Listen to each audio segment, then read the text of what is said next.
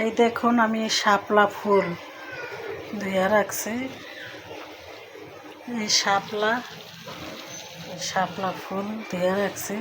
আমি এইগুলা ভেজে নেব।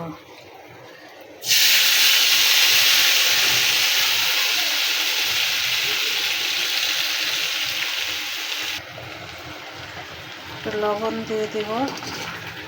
এখন আমি এটাকে ভাজবো তেলের উপরে।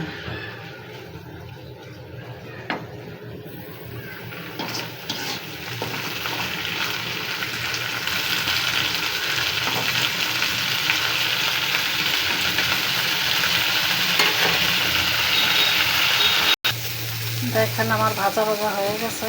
এখন নামিয়ে ফেলবো। মাছ ভাজির জন্য সরষের তেল ঢেলে দিলাম। ইলিশ মাছ ভাজি করব।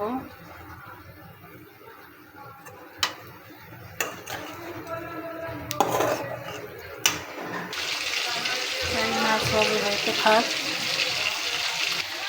শাপলা ফুল ভর্তা বানাবো। 2টা চিংড়ি মাছ দিয়েছি সাথে। ভর্তাটা বানাবো দেখেন। লাস্টে একটু সরষের তেল দিয়ে মাখায় নেবেন। এই দেখুন ভর্তা বানানো শেষ। এইভাবে ভর্তা বানিয়ে খেয়ে দেখবেন, খুবই সুস্বাদু। অনায়াসে 2 প্লেট ভাত খেতে পারবেন। আর সাথে যদি হয় এরকম মাছ ভাজি গরম গরম, তাহলে তো কথাই নেই। সাথে আছে শাপলা